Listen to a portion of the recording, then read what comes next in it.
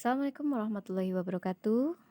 Perkenalkan, saya Iis Notiani, guru seni budaya khususnya seni tari SMA Negeri 1 Pepecari di kelas 10 IPS tahun pelajaran 2021-2022. Saya akan memaparkan materi mengenai apresiasi karya seni tari. Peta konsepnya, pengertian tari, unsur seni tari, jenis-jenis tari, dan fungsi tari. Beralih ke materi yang pertama, yaitu pengertian tari, saya bagi menjadi dua mengenai atau menurut tokoh dalam negeri. Ada 5 di sini. Yang pertama Surya Diningrat, Bagong Kussudiardja, Soedarsono S. Humardani, dan Didi Nini Tawok. Untuk pengertian tari menurut Surya Diningrat adalah gerak anggota tubuh yang selaras dengan bunyi musik atau gamelan diatur oleh irama sesuai dengan maksud tujuan tari. Sedangkan tari menurut Bagong Kussudiardja adalah keindahan bentuk dari anggota badan manusia yang bergerak, berirama, dan berjiwa harmonis. Selanjutnya, tari menurut Soedarsono adalah sebuah ekspresi jiwa manusia yang dituangkan dalam gerak yang indah dan ritmis. Kemudian Didi Nini Tawok, sang penari terkenal Nusantara, menyebutkan bahwa seni tari merupakan perekat persatuan di tengah keberagaman bangsa Indonesia. Dan selanjutnya, pengertian tari menurut tokoh luar negeri. Ada Aristoteles. Menurut Aristoteles, tari adalah sebuah gerakan ritmis yang mempunyai tujuan untuk menghadirkan sebuah karakter manusia yang sebagaimana mereka bertindak dan menderita. Sedangkan tari menurut Hawkins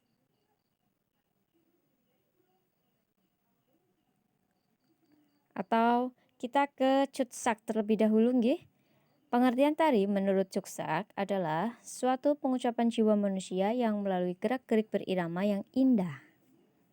Selanjutnya menurut Corey Horton,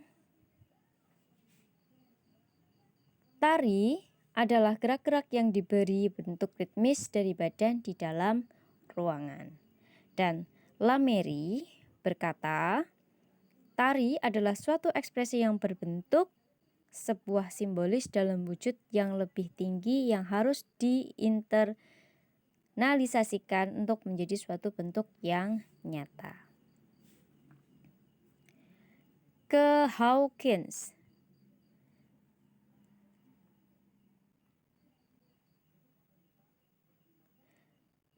Menurut Hawkins, tari adalah ekspresi jiwa manusia yang diubah oleh imajinasi dan diberi bentuk melalui media gerak.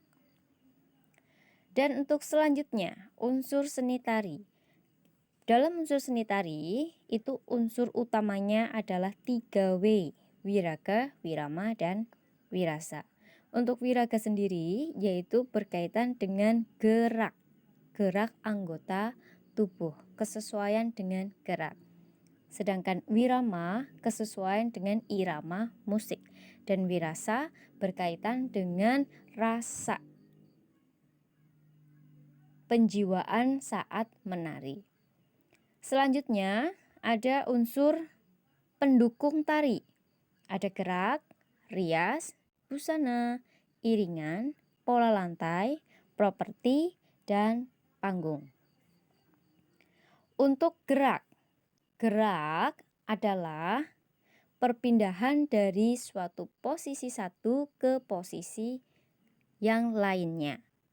Jadi kalau kalian bergerak, memindahkan barang atau berpindah dari posisi satu ke posisi selanjutnya, itu sudah dinamakan sebagai tarian. Selanjutnya untuk tata rias.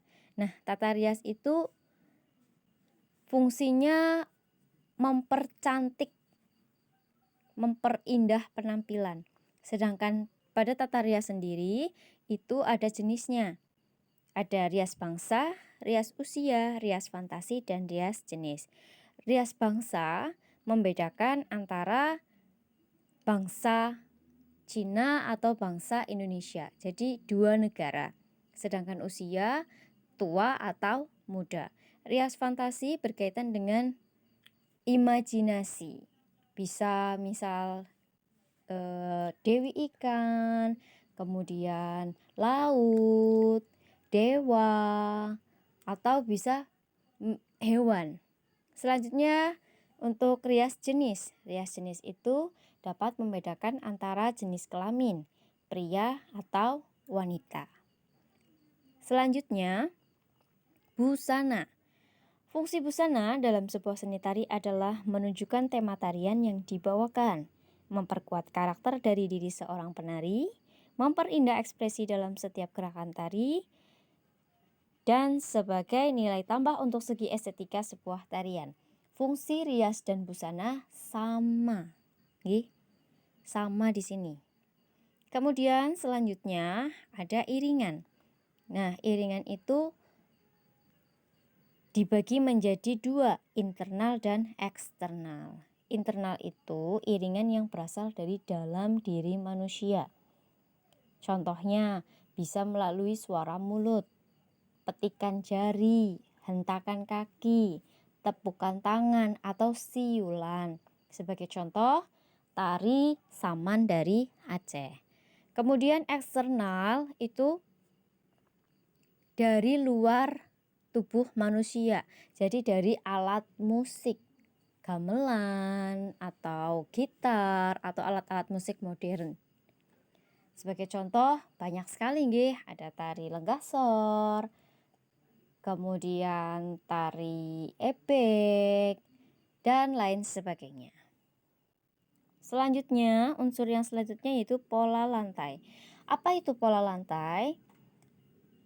Nah, pola lantai itu adalah garis yang dilalui oleh penari. Nah, garis itu bisa berbentuk vertikal atau horizontal dan lingkaran. Garis lurus atau garis lengkung. Selanjutnya yaitu properti. Properti itu dibedakan menjadi dua, setting property atau dance property.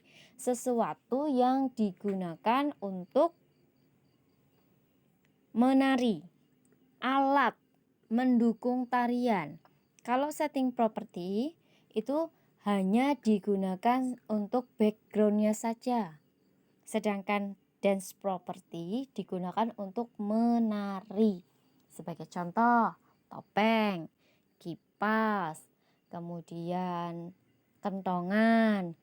Apabila setting property, contohnya misal pohon, lampu, kemudian bisa rumah, bisa pegunungan, panorama.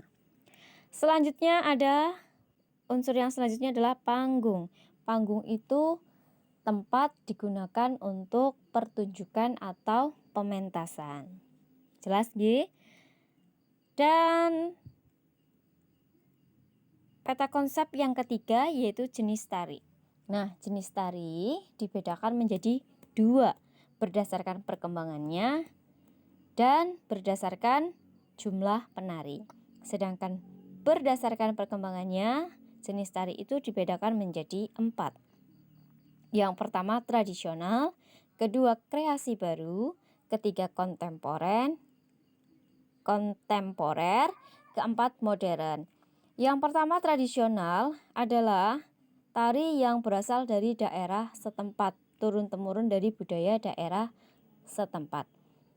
Dibedakan menjadi dua, tari klasik dan tari kerakyatan. Yang selanjutnya ada tari kreasi baru. Tari kreasi baru itu merupakan perkembangan dari tari tradisional. Sedangkan tari kontemporer merupakan perpaduan antara tari tradisional dengan modern. Dan tari modern sendiri itu tarian yang baru, tidak terkait dengan unsur-unsur atau aturan-aturan tertentu. Selanjutnya, tari berdasarkan jumlah penari. Ada tunggal, berpasangan, kelompok, dan massal. Untuk tari tunggal, 1 orang, berpasangan 2 orang, kelompok lebih dari 2, dan massal itu banyak, bisa sampai 100. Selanjutnya ada fungsi tari. Fungsi tari dibedakan menjadi 5, sebagai pertunjukan, sebagai tarian upacara, sebagai hiburan, sebagai pergaulan, dan sebagai sarana pendidikan. Semuanya sudah jelas, nggih? Terima kasih, silakan kalian amati dan pelajari materi tersebut. Semoga bermanfaat untuk kita semua.